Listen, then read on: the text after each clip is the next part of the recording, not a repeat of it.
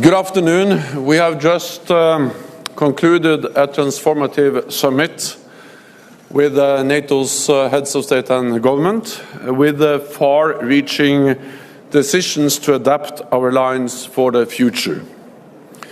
We agreed on the fundamental shift in our deterrence and defense. We agreed to invite Finland and Sweden to join our alliance. And we agreed on long-term support for Ukraine. We agreed NATO's new strategic concept.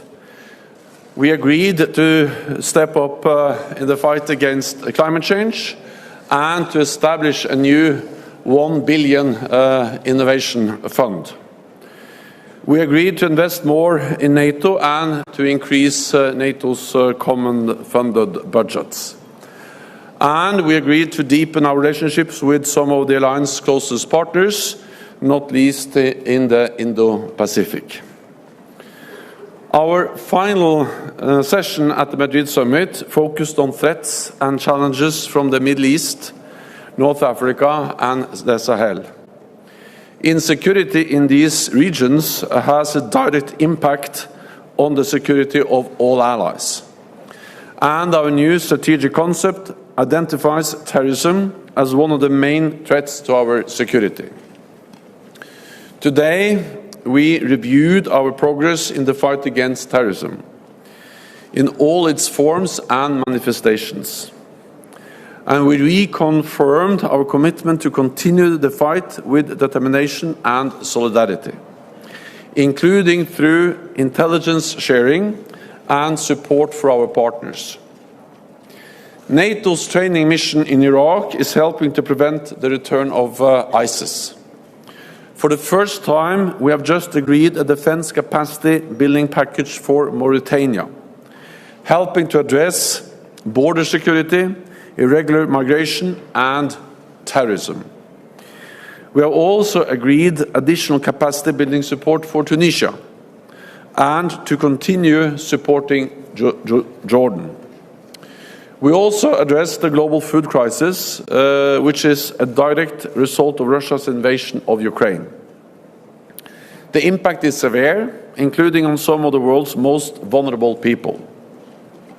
Food prices are hitting record heights, and many countries depend on Ukraine for substantial wheat and other food imports. So allies discuss their efforts to mitigate the crisis and get grain out of Ukraine by land and on sea. We also addressed how Russia and China continue to seek political, economic and military gain across our southern neighborhood. Both Moscow and Beijing are using economic leverage, coercion and hybrid approaches to advance their interest in the region. So today, we discussed how to address this growing challenge, including with even more support for NATO's partners in the region. We face the most serious security situation in decades, but we are rising to the challenge with unity and resolve. The decisions you have taken in Madrid will ensure that our alliance continue to preserve peace, prevent conflict, and protect our people and our values.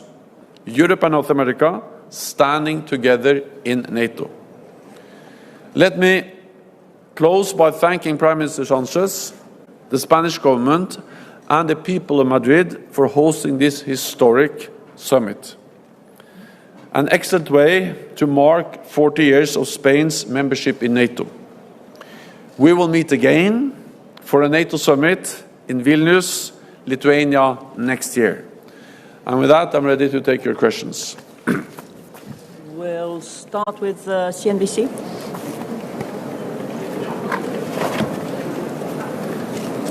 Secretary General Hadley Gamble with CNBC News. Could I ask you to respond directly to the comments we heard overnight from Russian President Vladimir Putin? He essentially suggested that Sweden and Finland joining the alliance would require some kind of response from the Russian government. He said that if there were NATO weapon systems placed in those two countries, that would precipitate a direct response from his government.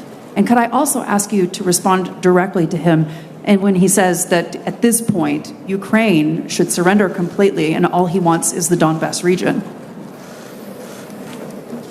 So we decided today to support Ukraine, to make sure that Ukraine prevails as an independent sovereign state in Europe.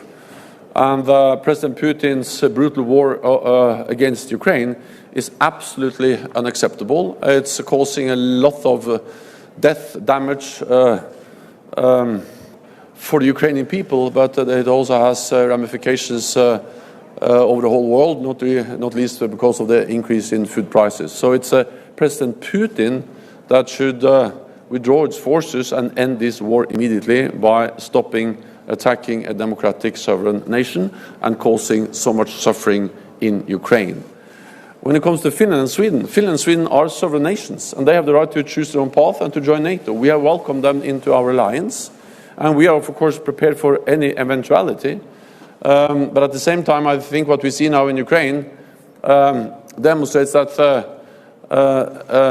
Russia is now fully focused on that war, and therefore also we have also taken note of the messages from Moscow, actually, that it doesn't change so much that Finland and Sweden are joining the alliance. Well, they have communicated different messages from Moscow on that issue. The most important thing for us is that Finland and Sweden will become members of the alliance. We are there to protect all allies, and of course also Finland and Sweden, and we are prepared for all eventualities. Okay. We'll go to Swedish radio. Jan Andersson, Sveriges Radio. Now you will apparently have another two member states, Sweden and Finland. What kind of challenges will you have in terms of unity? You have a lot of differences in way of these groups of member states. We're talking about economics, politics, and military power. And the second question, if I may, when will you sign the accession protocol? Thank you. The political decision, the real decision to invite Finland and Sweden to join NATO was taken at this summit yesterday. So that decision has been taken, and then we will do the formal signing of the accession protocol on Tuesday with the presence of the Swedish and Finnish foreign ministers. But the reality, the decision has been decided already with the political decision by all the leaders yesterday at this Madrid summit. Then I think on the question of unity, I think that sometimes it's easy to in a way confuse two very different things. NATO has never been and will never become a monolithic organization where 30 and soon 32 allies agree on every issue. We are 32 different countries with different political parties in government and different culture, different history, different geography from both sides of the Atlantic. So you will always find differences. And for me, that's not a weakness. That's just an expression of the strength of NATO, that we are democratic nations with a variety of different opinions on many issues. So if you define unity as a monolithic organization, we will never be that. But if you define unity as something completely different, that, well, we are different, but we are able to unite and stand together on the core issues to protect and defend each other, then we have actually demonstrated unity and resolve at this summit, as we have done for more than 70 years. Providing the security, preserving peace, preventing war, and sending a clear message to any potential adversary that we are there to protect and defend all allies. And as long as that is credible, which it is in NATO, then no ally will be attacked. NATO's main purpose is to prevent war by having credible deterrence. Okay. DPA. Ansgar Hase, German press agency, DPA. Secretary General, you said that leaders agreed to invest more in NATO and to increase common funding. Can you please tell us by what percentage NATO will increase its common funding budgets? And the second question, if I may, do you support the idea of bringing Western main battle tanks to Ukraine? Thank you. We support the idea of bringing a lot of advanced equipment, including also Western modern equipment, many different types of equipment. You have seen announcements, and there was a new announcement at this summit. So, and actually NATO now has a task to help Ukraine transition from old Soviet-era equipment to modern NATO standard equipment. And of course, we are not a list of equipments we rule out or exclude from that. Ukraine needs a wide range of modern, heavy NATO standard equipment, and that's a message also from this summit. Then, on common funding, we are following up on the decision we made in principle last year that we need to invest more together. Because in a more dangerous world, we need to strengthen what we do together in NATO. And we have decided a trajectory for common funding up to 2030. The specific figures will be decided in the yearly or annual budgets. What I can say is that the agreement we have reached today represents a considerable, significant increase in NATO's common funded budgets. And that will enable us to invest more together in pre-positioned equipment, in hardened shelters, in infrastructure, and to ensure that we can plug and play capabilities together in NATO, also with more command and control, and also to provide more support to our partners, and also to have more exercises. So it is a significant, considerable increase in NATO's common funded budget, and an agreed trajectory towards 2030. Okay. ABC. Thank you, Secretary General. Esteban Villarejo from Spanish newspaper ABC. First of all, could you give us more impressions about the Spanish organization of the summit as a hosted nation? And secondly, could you clarify if NATO's position regarding Ceuta and Melilla, the two autonomous cities of Spain, has changed anything after the new strategic concept? Above all, regarding to the Article 5. Thank you very much. The hosting by the Spanish government of this summit has been perfect, impeccable, excellent. And all allies expressed their gratitude to Spain for hosting us in Madrid, a beautiful city, at the Royal Palace and at the Prado Museum.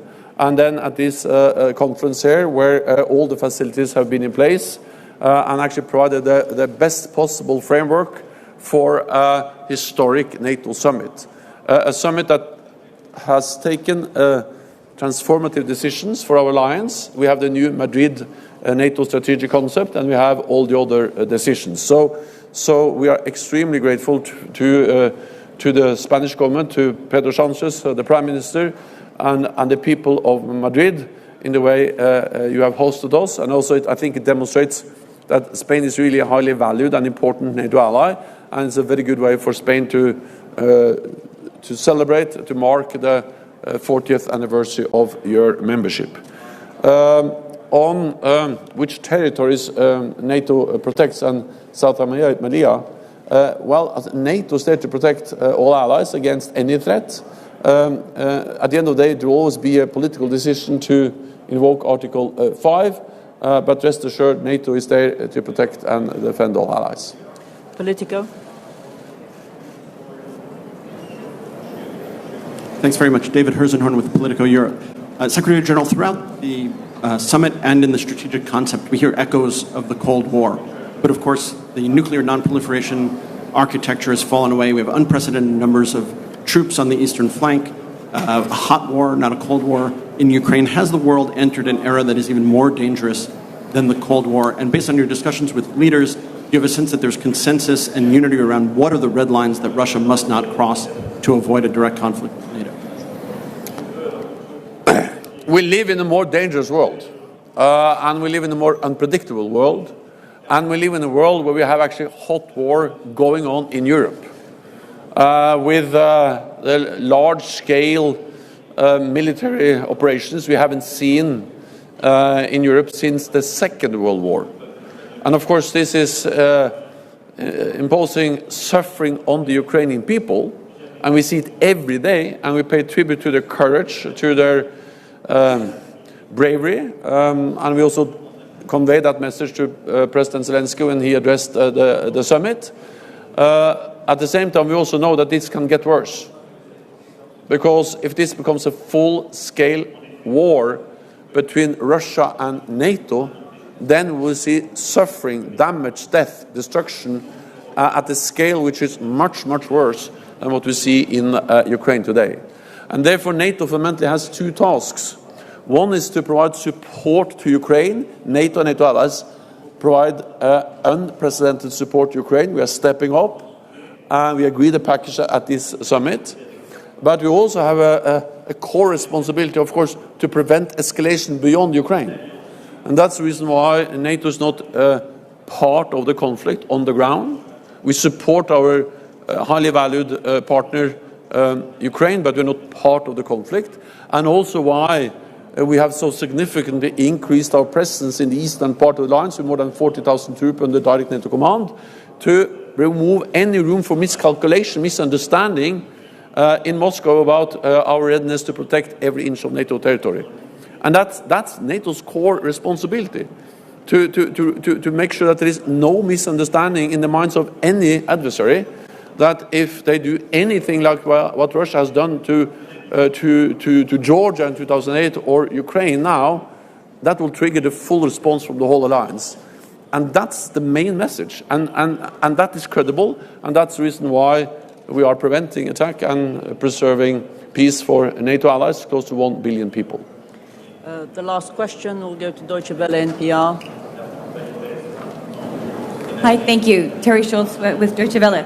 Mr. Secretary General, you said that allies had spoken about how to help mitigate food insecurity and the spreading of hunger, but what did they decide? Is this NATO's role, and what can you do? And could you also address these reports that the Russians have left, for whatever reasons, Snake Island? Will this help free up shipping routes? Thank you.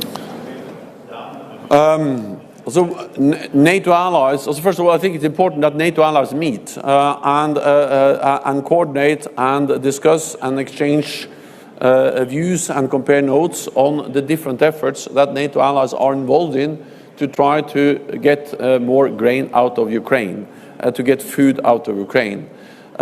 Second, it's also important just to convey the message that, contrary to what President Putin and actually also China now are telling the world through different disinformation campaigns, this food crisis is not caused by NATO sanctions.